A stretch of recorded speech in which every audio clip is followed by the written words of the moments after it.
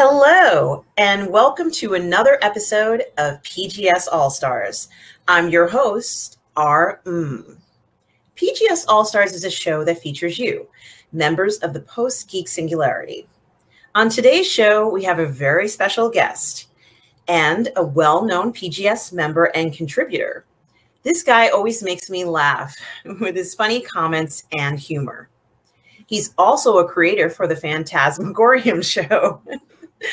We're going to be talking to him about what he loves about movies, the PGS, and so much more. Welcome to the program, Terje. Thank you. Excited to be here. Yes, Terje is a regular guest on the Phantasmagorium show, and last week he started his new show, Cult Classic Movie Corner. I did. Oh, it's so exciting. Premiered last Thursday. It's so exciting. And I want to learn a little bit more about you, Terje. I created this program so PGS members could get to know each other. And let's find out a little bit more about your background. Tell us how and why you became a member and contributor to the PGS. Oh, I remember that quite fondly because it coincided with someone's birthday. And that man is William Shatner. So I became a member of the PGS March 22nd on William Shatner's birthday. I was sitting here in my basement, the basement of solitude, watching TV, and I was feeling kind of lonely, a little bit bored, and I had known for a while that Robert was doing these broadcasts on YouTube, but I'm gonna have to be completely honest, and I was like, my free time has mostly went for a little bit of gaming. I listen to some music and I watch a lot of movies, and I haven't really put aside time to watch YouTube shows. So, but something was there that night. I was like, it's too late to start a movie. Oh, look, Robert's actually doing a live show right now, so let's just jump in here and see what's happening. And it didn't take a lot of time before I felt like drawn into the conversation and the topics, and that was the first time I'd sat down and tried to watch a show. I should have before, no offense, Robert, but sorry, but better late than never. And it was William Shatner's birthday, so I became a member and I sent my first ever super chat and donated some cash and asked for a epic story about William Shatner, because of course Robert's made Free Enterprise, he's met Shatner and knows him, so I wanted a cool story, and a cool story I got. So that's kind of how it all happened, how I became a member of the PGS, and since then I really haven't looked back. I notice now that I have more or less and less time to watch movies, because I tend to like gravitate towards watching observations, Let's Get Physical Media, Hot Toys, or Fully Articulated, and then you have like the Phantasmagorium show which I'm a part of, and other YouTube shows. So I'm spending more and more time on YouTube and less time watching actual movies, and that's kind of exactly the opposite of how it used to be. Yeah, I'm finding that I have a similar situation as well, and I guess that's just how things are right now. Terje, can you tell us about where you live? I live in Norway. I grew up in a small industrial town in approximately the middle part of Norway, which is a very long country. It's narrow but very long. That town is called Mo I Rana. It's a small town. It's surrounded by mountains, and it's U-shaped kind of. So there's like habitation on both sides of like the sea. There's a harbor. We get northern lights. In the summer, the sun never sets, so it's daytime all night long. Wow. But then in 2004, due to a work situation, I moved further south in Norway. lived in another city for a few years, and then a couple of moves later, I now live in like a small rural farm-like place called Ås, which is approximately like half an hour south of Oslo. Nice. It sounds absolutely enchanting. It is. Well, I've always lived in Norway, so Norway is just Norway to me. But it's fun speaking to American friends who you meet along the way, and from other countries. Norway, it's kind of like people think of Norway and they think about Vikings, and they think about like exotic, wonderful nature, and maybe a troll or two. Yes, that is very true. Now, do you happen to have a background in theater or the entertainment field? Not really, but a bit. During high school, I studied media as one of like the selective, what do you call it? Selective subjects that I could have. Right. And sometime during high school, you do something which roughly translates to like a work placement week, where you find a business that will take you on to do some work, and they pay money to a charity. So I, of course, with my interest of movies, television, journalism, I contacted the local television station. And I got placed there, had a really good time, learned a lot of stuff. And like a few days after I ended my placement, they called me and asked me if I wanted the job. Wow. So I worked part-time at the local TV station from pretty early on. And they taught me what I needed to know. So I worked with like some simple graphics work. I did some scripting. I also did some editing, and I worked as a video journalist, traveling around doing like reports on local news stuff. Even on the odd occasion, I subbed by hosting the local news. So that was fun for like a young kid growing up in this small town, getting to experience, even though it was just local television, just, you know, working with analog editing. But we used tapes, we had analog cameras. Sooner or later, I mean, they went digital, but still I got to be in that old school editing bay, and like work with tapes and do like fades and crossovers. And that was, for me, it was kind of fun, just always because I've had an interest for movie making. That's fascinating. Now, tell me, what are your influences as a creator on YouTube? Ooh, like I'm fairly new to this. Doing a YouTube show, if you asked me a few months ago if that's something I could do, I'd probably say that sounds like a lot of fun, but I'm never going to bother to try. Because it seems like a lot of work, you know, building up like the followers.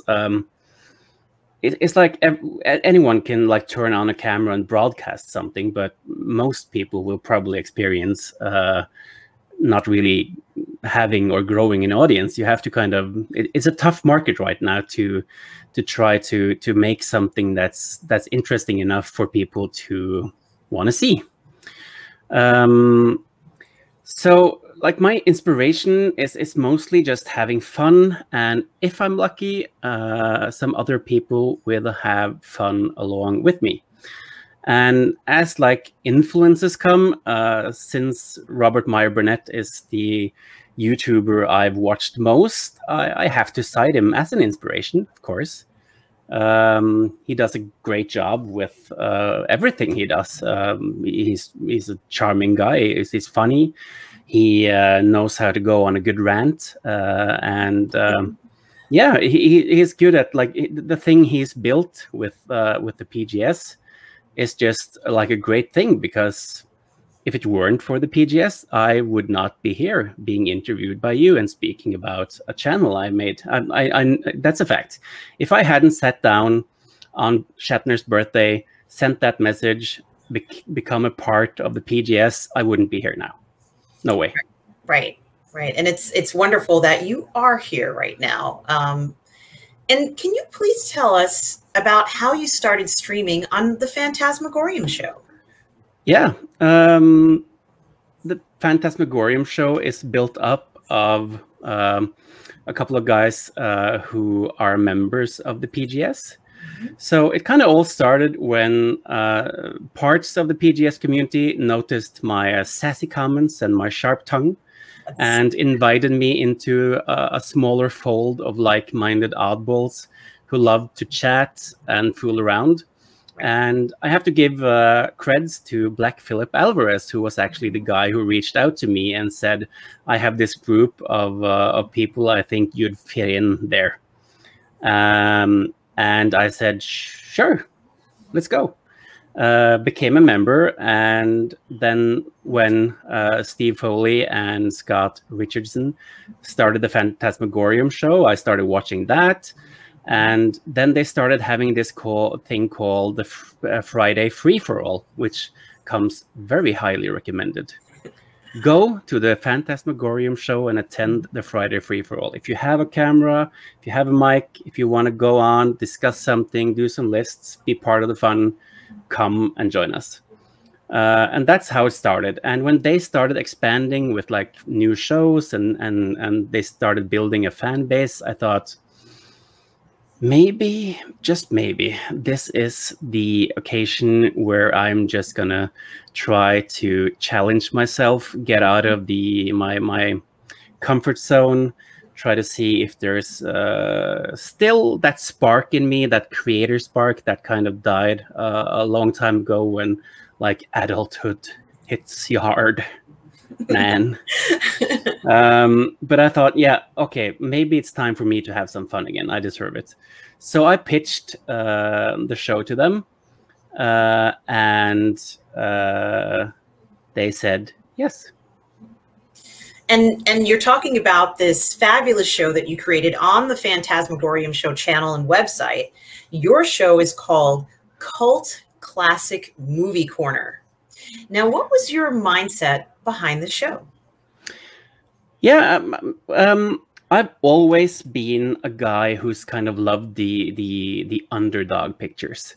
The mainstream movie business is great, but like the obscure movies are better.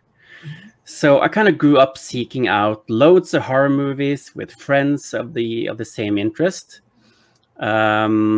I watched some great movies over the years, but I often felt like the more obscure ones, I didn't always have people to discuss them with. That changed over time, but I've always been kind of the guy in my friends, the gang of friends who's had the most obscure and strange movie taste.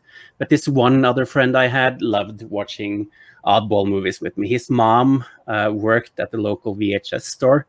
Mm-hmm. So when we were in our first, the first level of school in Norway, we almost every weekend we would have sleepovers, and both our parents, my parents and his parents, didn't really care if we watched movies that was above our age limit. So we went scouring at the video store and like took all the movies with like the most horrendous and strange covers, brought them home, entered our sleeping bags, had some potato chips and some soda, and we just watched movies till we fell asleep. So my thought with the Cult Classic Movie Corner was that there's loads of shows on YouTube that cover news, pop culture, and everything in between. But there's not so many shows that look back on movies that have come and gone and are still there. And also, of course, the more obscure movies or cult movies. Right. And also some programs do. They go into like deep dives and talk about the movie in like a video. But my vision is that I wanted a show that was interactive. So as this show builds, my hope for it is that like the audience participation will also grow with the show. I want people to suggest movies they want me to watch. I want people to be active in discussing in the live comments. And also from time to time, I'd love to have on guests from the audience and let them like give their 2 cents about the movie. So kind of in the same vein as this show is about the PGS members, I want my show also to be about the other people, not just me, but the other people who love cult movies. That's wonderful. Now, can you please tell me about some of your favorite cult classics? Maybe just 1 or 2 that you are incredibly fond of. Yeah, there's 2 that are very obvious because my premiere episode was with the cannibal Western movie Ravenous from 1999. Yes. And my next show is going to be about Howard the Duck, which is also a cult classic. So those are 2 of my all-time favorite movies, but I can just run through a few more. Maybe a movie that some would be surprised is a cult movie. Okay. Blade Runner from 1982. Right. That's a cult movie. It bombed in the box office, didn't get really good reviews, but as of today, it has spot number 170 of 250 on the IMDb top movies of all time. Right. And then you have like one of those movies that's so bad they're good, The Room. Yes. Tommy Wiseau. And then you have I love Tremors. I love the comedy Office Space. Yes. Sardos with Sean Connery. Yes. Oh, so good. And of course, like a horror comedy like Army of Darkness, my favorite movie in the trilogy of the Evil Dead movies. And just to my side here, I have a guy who's pretty cool. Wow, that is a fantastic 1/6 figure, 1/6 scale figure. When did you pick this up?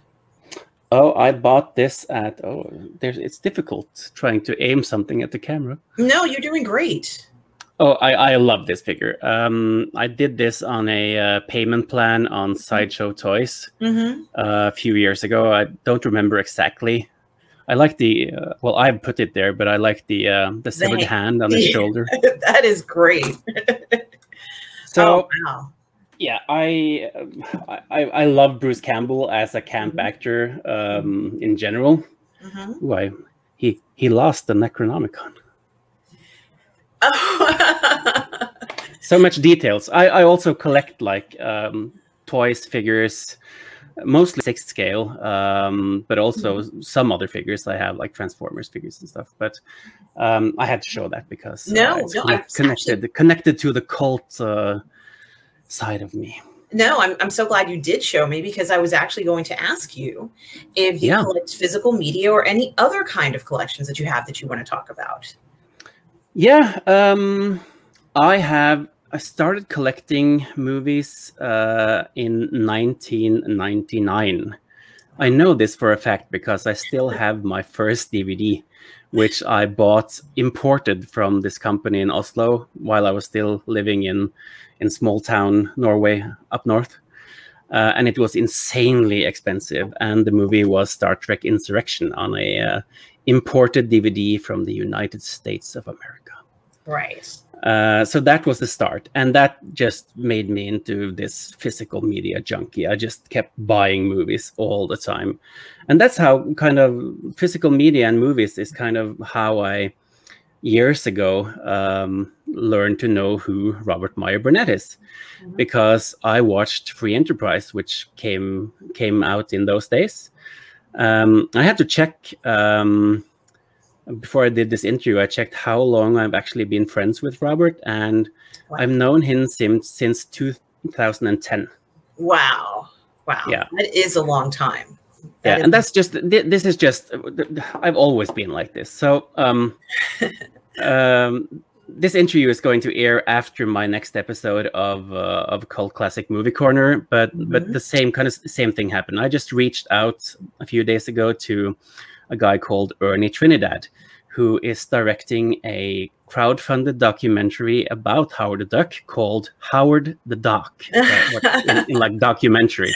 Yes. And I invited him and asked him kindly if he wanted to be a guest on my show, and he like replied after a few minutes and said, "Yes, absolutely, I'd love to." Wow. And that's kind of that, yeah, and that's kind of how I got to know Robert as well, because I bought Free Enterprise after hearing about it on some forums on the web. I had a region-free DVD player, so I bought the movie, and I just fell in love with it. I'm a huge fan of Free Enterprise, always have been, always will be. It is a fantastic movie. Yes. And I loved it so much that I was like, who is this guy? I'm gonna have to like go search on the internet, find out who is Robert Meyer Burnett. And I decided actually to look him up and write him an email and tell him how much I love the movie, because like I said, that's just how I've always been. I've never been nervous to like contact new people, get new friends, and just like reach out there and see what happens. So I did, and he responded, and we kept writing emails back and forth. We spoke on the phone a few times, and back in 2012, he invited me to meet up with him in London for the premiere of Skyfall. Wow. So both me and my wife at the time went there and saw the movie with him and his friend Charles de la Surica and a couple of other friends of Robert, and we had a great time. It sounds wonderful. That is absolutely a wonderful story. So much fun. I'll always remember that London trip. Now, can you tell me what are some of your favorite directors and favorite movies right now? Yeah, I'm gonna have to play the Norway card and mention a Norwegian director, I think. Oh. But he's you've heard of him, I'm sure. His name is Joachim Trier. So like, yeah, his actress won Best Actress in Cannes for his new movie Worst Person in the World. Really excited to see that movie because I've been following his movies for a few years, and I'm in love with his supernatural drama horror movie called Thelma. Yes. Have you seen it? No, I haven't, but I've heard of it. Oh, yeah. Please, you and everyone else listening, watch Thelma. It is great. Don't be afraid of the Norwegian language. Don't be afraid of subtitles. They don't bite hard. As long as you can read, as long as you have ears, it's fine. Go with the flow. And he's also made another amazing movie called Oslo, August 31st. I think is that about the attack?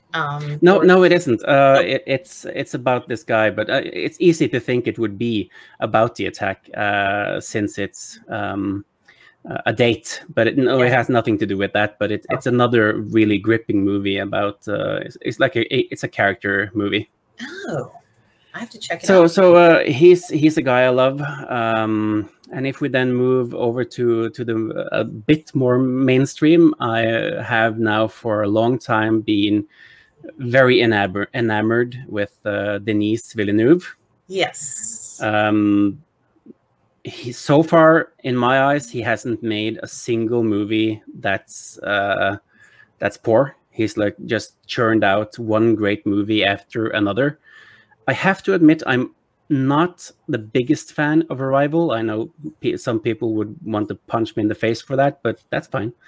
I've seen it a couple of times. There's just something about it that it doesn't crawl under my skin for some reason. I wish it did, but it doesn't. But he's responsible for making Blade Runner 2049, the sequel to my all-time favorite movie, the original Blade Runner. A sequel I thought was impossible to make, but I sat there in that theater and it was like 2.5 hours of bliss. So yeah, big fan of him. Really excited to see what he does for the coming years. And then last but not least, I have to mention Thomas Vinterberg, which is a Danish director who has made Another Round.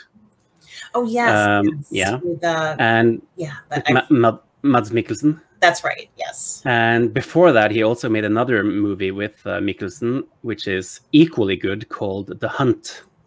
Oh yes, yes. A gripping movie about a male kindergarten teacher that gets falsely accused of molesting a child in his kindergarten, and his life is ruined by it. And it's one of those movies where you sit down and you watch it, and it's like horrendous seeing what happens to this man, because you know he's innocent, and you see how he's treated and what happens around him. And it's a difficult movie to watch, but a movie that really, really speaks in volumes. Wow, that is a very impressive list of directors and films, and I absolutely have to make sure I put those on my list and watch them, as you've said. Thank you.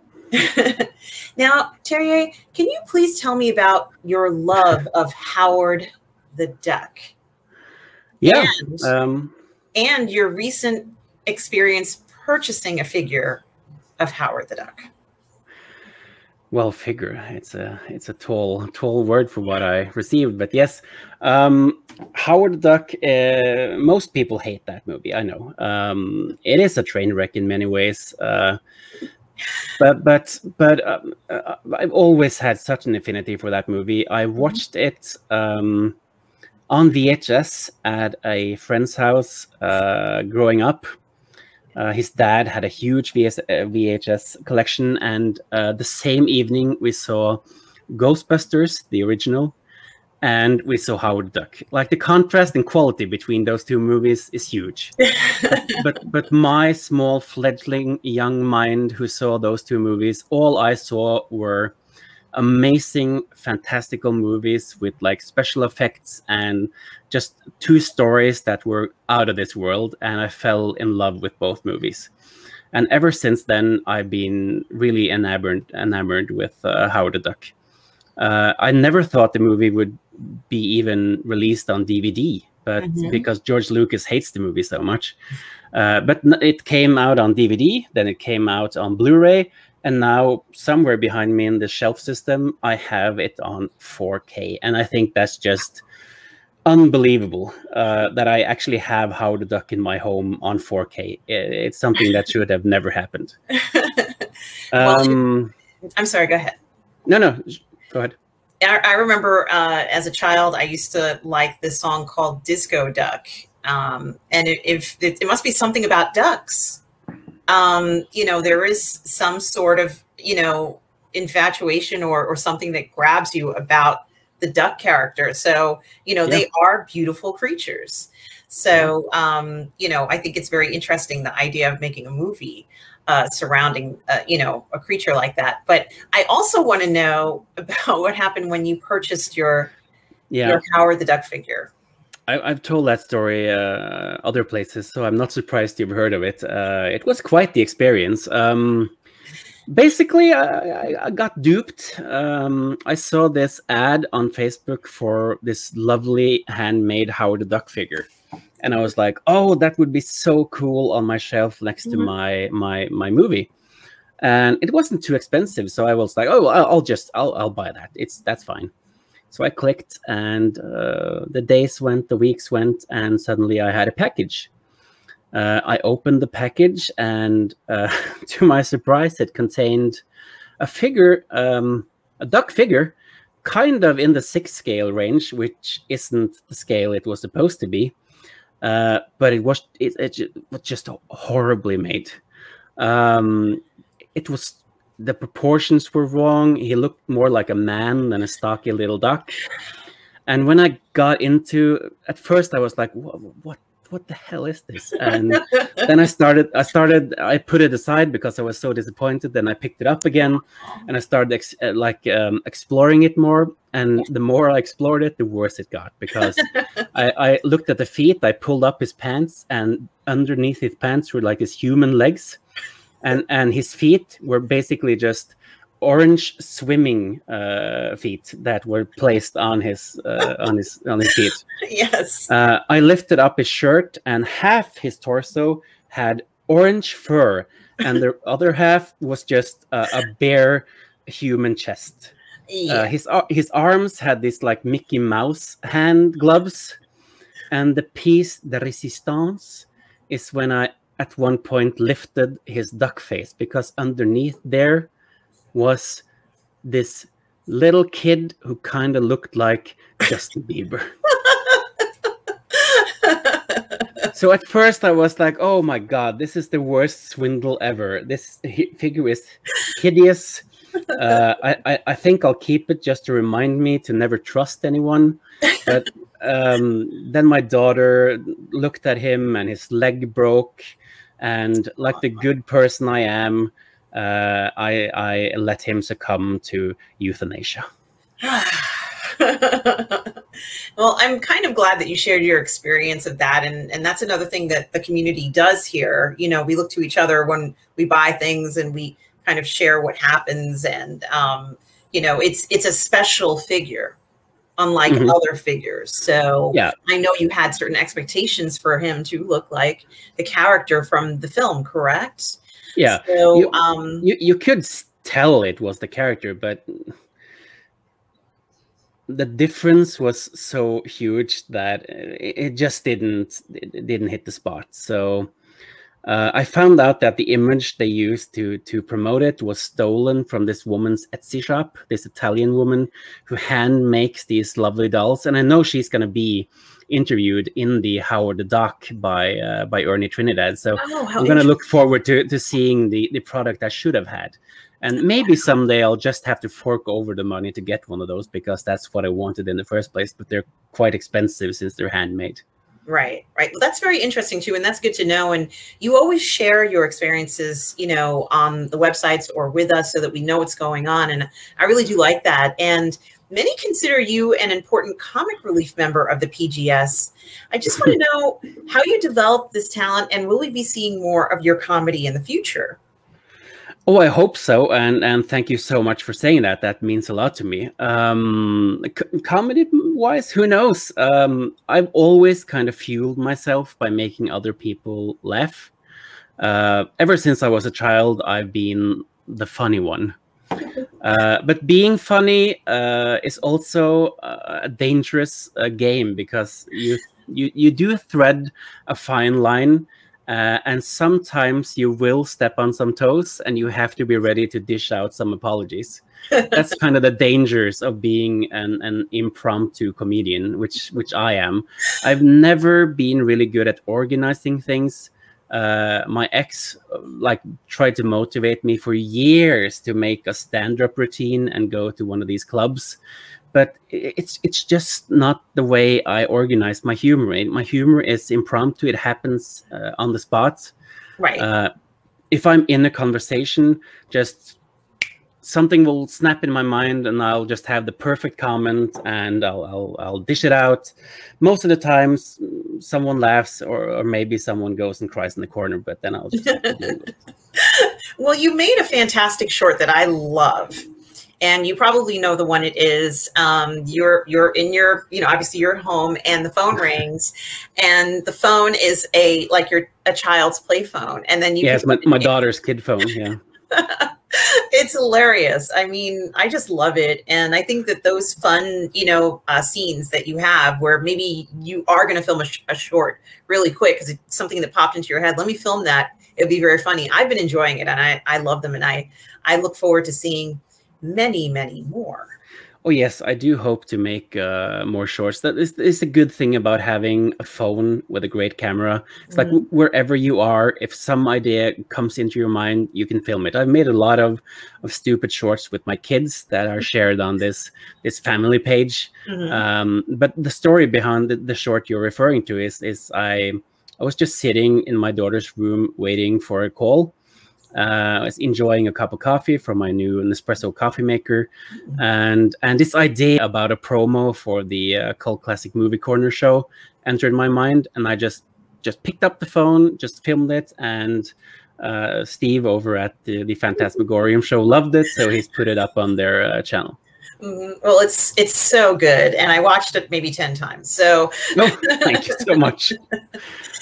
Great to hear. So, I have another question for you. What Yep. movies are you looking forward to seeing this year? Ooh, that's an interesting question. Okay, the first one that pops to mind is Dune. Wow. Yeah. In regards to, we recently, just a few minutes ago, speaking about Denis Villeneuve. Yes. And there's a cool fact that I revealed to Robert the other day on his show, is that here in Norway, Dune is being released 5 weeks earlier than in the US and the UK. Wow. So it's premiering already the 15th of September. Wow. So Robert basically insisted that I book it, son. He said, come on the show and give us a Norwegian review of Dune as quick as it hits. So I'm totally gonna do that, and I look forward to it. Well, I'm looking forward to seeing your review of Dune for sure. Well, it's going to be interesting because I'm kind of a sand virgin. I haven't seen the Lynch movie, haven't read the books, so I'm going to go in clean and just experience this movie for what it is. I don't have any expectations about how they're going to treat the characters. No, nothing. To me, this is just an epic movie based on some epic books, and I hope it's good. I think you're going to love it, and I just can't wait to get your point of view of it, because as far as I'm concerned, you know, from how I've known you and your particular taste, it'd be very interesting to see what you thought of it. And so I'm eager to see your report on that day of Dune, especially since we've heard so much about that film. Oh yeah, the internet is on fire speaking about that movie. Other movies I'm looking forward to seeing is The Suicide Squad is out. I haven't seen it yet. Really looking forward to No Time to Die, being a die-hard Bond fan. I just hope they release that movie before it's totally, like, yeah, it falls into inadequacy because it's not relevant anymore. I'm scared it already have. I was going to say, I hope they release it before we stop using cell phones or something. Yeah, before I die. Yeah, before the technology isn't even the same anymore. It's like, why are they doing that? James, who? Yeah, so that's going to be cool, and also because the movie is partly shot in Norway, that's going to make it special. Also looking forward to Halloween Kills. I really liked the previous installment. Very cool, very edgy, liked it. I'm also looking forward to a movie that's besides any genre I've talked about today, and that is Jackass Forever. I really do. I'm really looking forward to it because the 3 first ones, it's this kind of hit your head in the wall kind of fun, where it's just fun to watch someone have fun being stupid. They can do it, so I don't have to. I also like their approach to this one, where they said, you know, I think they kind of said something like, as you get older, you're not going to do this crazy stuff anymore, are you? You know, and here they are, older, like 20 years later, they're still doing it. I mean, it's they definitely are devoted to just having a laugh, even if it is at their own expense, but it's still, you know, meant to entertain. So. Absolutely, and they're getting up there, so I don't think their bodies can take very much more. No. But the movie I think I'm gonna have to put on my #1 spot. I've saved the best for last. Was my most anticipated movie in 2020 and also in 2021, and that is Ghostbusters Afterlife. Oh wow! I cannot wait to feast my eyes on that movie. Yeah, that trailer was phenomenal. And I actually, when I first started to see the trailer and I realized what it was about, I made a conscious decision to not watch the whole thing, because I don't want to, I like to be surprised. I do like to be surprised. I don't want to know all the details, but I got a kind of feeling for it. And it felt like the Ghostbusters, like the original movies. It felt that way. And I think that they captured something that, and we all want to have that feeling again.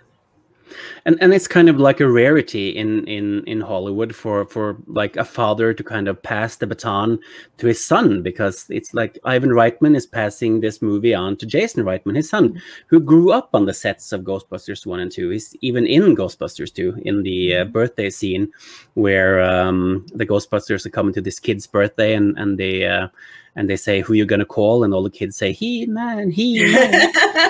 Yeah, so Jason Reitman is the most obnoxious kid in that scene. But yeah, the trailer, the imagery, it all hit me straight in the nostalgia feels. And I love nostalgia. It felt so good, didn't it? Felt so good. Like crack cocaine nostalgia. Yes. And I'm ready to fill my nose. Now, I have another question for you. Yeah. Let's talk about viewing movies on screen at home versus movies in the cinema and replicating the theatrical experience. I just wanted to know, what are your views on this? Oh, I actually answered. I had a long-winded answer to this today over at the PGS, where someone had posted this screen capture of a Twitter message of someone who was basically shouting at Denis Villeneuve, I think, if I'm not mistaken, for wanting people to experience the movie in a theater, and I can see both sides of like the argument here. If you see the argument from the filmmakers' point of view, they have spent so much time perfecting this movie. They've shot it, they've mixed the sound. They want you to go in, experience the movie on a big screen with an amazing sound system. It's their vision of the experience they want you to have. I can understand that a movie maker doesn't really feel thrilled about someone watching their movie on the in-flight entertainment system on the plane, on a 7-inch phone on the bus, or even at home on a crummy TV with like built-in speakers that really can't deliver almost any intelligible dialogue. Right. So I can understand that they feel like the movie is going to be a lesser experience. But then on the other side of that argument, I think if you make a movie as good as it can be, if you're really making an enthralling movie, it wouldn't really matter what you watch it on. I have watched movies on suboptimal viewing equipment and been drawn in and loved the story for what it is. It isn't really always the equipment that makes the movie. But if you think about like a Michael Bay movie, for instance, they're made mostly like 90% of a Michael Bay movie is the bangs and the vision. It's not the story. No offense, Michael Bay. You're a poor movie maker.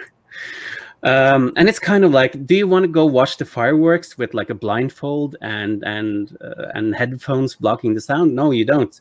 You want the experience, and that's the kind of movie you should watch in the theater. But also in the theater, yes, you meet annoying people. Some people are on their phone, they're chewing a popcorn, maybe someone's talking, but in my opinion, that isn't what you most of the time experience. Most of the time, you're sitting in a theater with other people who want to see a movie, and you feel that thrilling feeling of watching it with someone. Like if I watch a comedy, I'll hardly ever laugh by myself, but if I watch it with a few friends or in the theater, you kind of go with the flow, and other people make the experience better for you.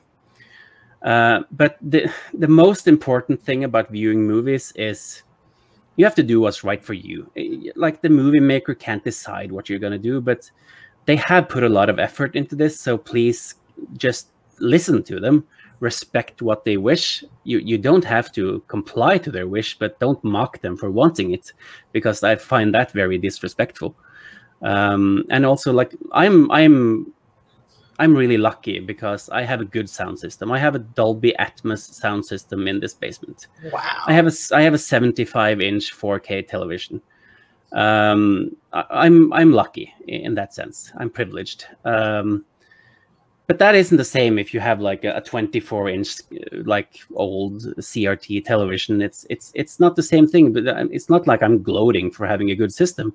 It's just, for me, I feel like the experience at home is close to what I get technically in a cinema. I get the surround sound, I get the big screen, but I don't get the audience feeling.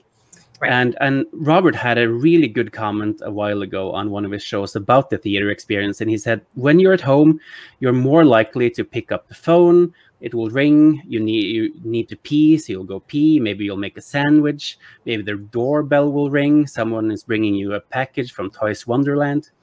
But while you're in the theater, your phone is in your pocket if you have any sense in you. And you seem to remember the experience of the movie better when you go to a cinema. And I've not really thought about that, but I agree wholeheartedly. The movies I see in a theater, I always come back with like a more of a remembrance of the experience, while when I watch movies at home, the memory of them are a bit more fleeting. Yeah, and in a world now where we have so many distractions, you know, it's constant. And we, you know, would we have ever believed that we would live in a world where we would get alerts all the time? You know, before you only got bothered if it was an emergency, you know, late at night. You know, that the only time you ever got a call or a message late at night was because it was an emergency, something bad had happened. But now, if you pick up your phone, there could be 100 alerts on there, and for anything, like just anything at all. And so, I don't think that's really the world we thought we would have. And it does say something to, you know, in regards to like how can you even concentrate on enjoying a film or enjoying anything when there are all these distractions that are trying to grab your attention to focus on them. So, you know, I think you both make a good point about, you know, how you enjoy the movie. And that theater element of people, I've been going to the movies a lot with my mother recently. And even though the theaters are not as crowded, it's still a fun event to go to, because you're going to this new place and it's nice and dark and the screen lights up, and, you know, it really is a different experience. And I think that it just can't be replicated at home unless you have a home theater like that. And most of us don't. So, so it is something to think about, you know?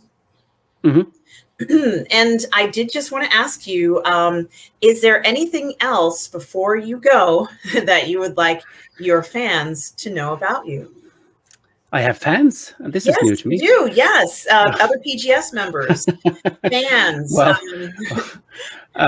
Well, no, not. Well, I think I've spoken enough, and then made myself heard. But I will say, please help me out by checking out the Cult Classic Movie Corner show. It airs every Thursday at noon Pacific, 3 p.m. Eastern Standard Time, or 2100 here in Norway. I would love for some of the PGS members to come check out the show and participate. And you can find the show over on YouTube at the Phantasmagorium Show. I'm sure the link will be in this video description when we get there.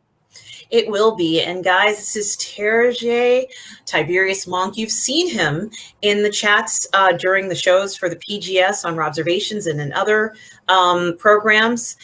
He is on the Phantasmagorian Show, and he has this fantastic show. It's called Cult Classic Movie Corner. So please go to the Phantasmagorian Show, their channel, and check out his show because it's fantastic. And I just want to thank you, Terje, for coming on to PGS All Stars. It has been a complete pleasure. It has been wonderful having you here. And everybody, thank you for tuning in. And remember, please be kind to one another. Take care.